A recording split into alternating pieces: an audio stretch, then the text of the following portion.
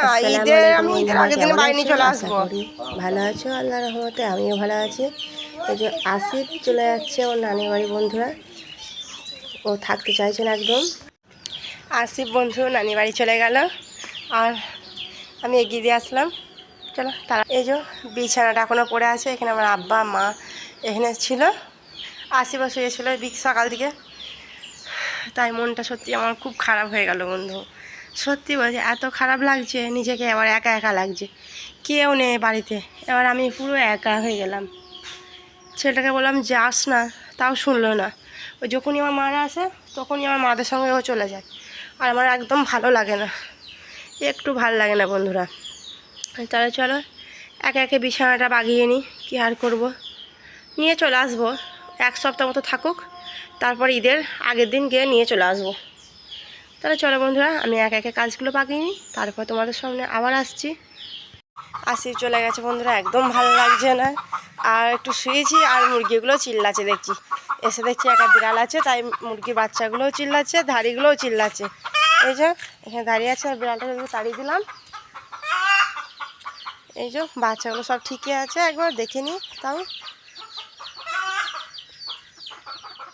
হ্যাঁ, বাচ্চাগুলো আমার ঠিকই আছে বন্ধুরা। আর এ বেশি চিল্লাচ্ছে, এর আওয়াজ পেয়ে আসলাম। একদমই ভালো লাগছে না, মনটা সত্যিই খুব খারাপ করছে বন্ধুরা, কারণ ছেলেটা থাকে, ছেলেটা নেই, আর একদমই ভালো লাগছে না। তাই ভাবলাম যে তোমাদের সঙ্গে একটু গল্প করি, তাহলে একটু ভালো লাগে তো লাগবে, তাই চলে আসলাম তোমাদের সামনে একটু গল্প করতে। একদম মনটা ভালো নেই বন্ধুরা, মনটা সত্যি খুব খারাপ হয়ে গেল, কারণ ছেলেটা চলে গেল, 6 দিন থাকবে। ও তো বলছে আমি আসবো না, একবার ঈদের পর আসবো। আমি বললাম যে না, ঈদের পর আসলে আমি পাঠাবো না, ঈদের আগে আসতে হবে। তা দেখা যাক কি করে। আর আমি আনতে যাব 29 তারিখে যাব, আমাদের 31 তারিখে যদি ঈদ হয়, তাহলে 29 তারিখে গিয়ে আমি গিয়ে নিয়ে আসবো বন্ধুরা। একা একা থাকি, ভালো লাগে না, বাড়িতে থাকলে দুই মায় বেটা থাকি, একটু খেলা করা হয়, ছেলের সঙ্গে গল্প করা হয়, ওকে খাওয়াতে আর করতে সবই টাইম কেটে যায়। আর এখন একা আছি, একটু ভালো লাগছে না, কিচ্ছু মন যাচ্ছে না কিছু করতে। অনেক কাজ পড়েছে, সেই কাজটাও করতে ভালো লাগছে না, কি আর করার। একটু শোবো এখন, আর তো কোনো কাজ নেই।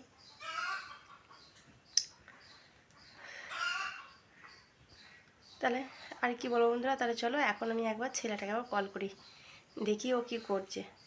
তারপর বিকেলে কি করি না করি, যতটুকু পারবো ততটুকু তুলে ধরবো, কারণ ছেলেটা থাকলে একটু ভিডিও করতে ভালো লাগে, তোমাদের সামনে কথা বলতেও ভালো লাগে, কারণ ও থাকে আর থেকে ভালো লাগে দুজনে। আর একা একা কী বলবো না করবো, কি দেখাবো, কিছুই ভেবে পাই না। তা এখন এক সপ্তাহ কিছু করার নেই, এক সপ্তাহ আমাকে একাই থাকতে হবে, একাই ভিডিওতে আসতে হবে। তা চলো আমি এখন ছেলেটাকে আবার কল করে নিই, পরে আবার আসছি তোমাদের সামনে। বিকালে হয়ে গেছে বন্ধুরা, আমি ইফতারের নাস্তা বানানো হয়ে গেছে, আর এবং আমি এখন ফলও কাটা হয়ে গেছে, সবই রেডি হয়ে গেছে। আমি এখন কটা বেগুনি ভাজছি, এমনিতেই ভালো লাগছে না, বেশি কিছু করিনি, অল্পই করেছি, কারণ ছেলেটা নেই, তোমরা তো জানো, বললাম তোমাদেরকে। দিয়ে তোমার দাদাভাই বললো কটা বেগুনি করো, বেগুনি দিয়ে মুড়ি খাবো, এই জন্য কটা বেগুনি ভাজছি। সেজন্য ভাবলাম বেগুনিটা করছি, এখানে তোমাদের সঙ্গে শেয়ার করি। যে বেগুনিটা হয়ে গেছে, লাল লাল করছি, একটু দেখতে লাল লাল ভালো লাগে আর মুচমুচে হয়, এই জন্য লালটা একটু বেশি করে করি। আর দোকান থেকে কিনি না, ঘরেই করি, প্রত্যেকটা দিন তোমরা দেখো যে আমি ঘরে করি, দোকানে কিনা ভালো লাগে না, পোষায় না। দোকানে একটা জিনিসে 5 টাকা, আর আর 5 টাকা দেবো, 10 টাকা দিয়ে বেগুনটা আনলে ঘরে অনেকগুলো হবে, এই জন্য দোকান থেকে করি, কিনি না, ঘরে তৈরি করি। তাহলে চলো বেগুনিগুলো করে নিয়ে কে। আমার বেগুনি আর পাঁপড় ভাজা হয়ে গেছে বন্ধুরা, এই যে পাঁপড় ভেজেছি, আর হাফ বেগুনি, বুঝতে পারছো না পাঁপড় কতগুলো আর বেগুনি কতগুলো, কারণ এক হয়ে গেছে, সব এক হয়ে গেছে। তাহলে চলো আমি এবার অজু করে এসে ইফতারটা করে নিই, তারপর ইফতারের পর তোমাদের সামনে আবার আসবো, কারণ আর বেশি টাইম নেই, ইফতারের সময় হয়ে গেছে। এই যে রাত হয়ে গেছে বন্ধুরা, আমরা খাওয়া দাওয়া করে বিছানা করে নিয়েছি, আর এই যে শোবো, একা একা শুতে ভালো লাগছে না, আশিফের কথা মনে পড়ছিল, আর ইউটিউবটা একটু দেখবো, সেটাও ঘুরছে না, কারণ একদম ঘুরছে না, নেটওয়ার্ক আমাদের ঘরে রাতে থাকে না। সেই জন্য ভাবছিলাম তাহলে চলো আসিফকে আবার ফোনটা করে দেখি, ওকে ফোনটা ধরাই, যে রিং হচ্ছে, আর এই যে ফোনটা রিসিভ করেছে, কিন্তু রিসিভ করেছে আমার আব্বা। আসিফ ঘুমিয়ে গেছে।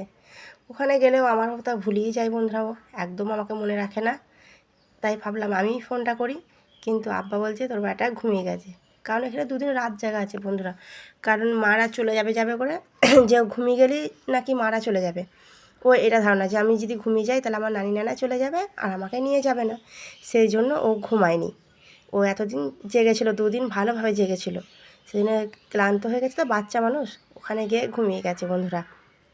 তাই আব্বাকে আমাকে জিজ্ঞাসা করছে কেমন আছো না আছো, একা সারাদিন মানে কী করলে একা একা জিজ্ঞাসা করেছিল।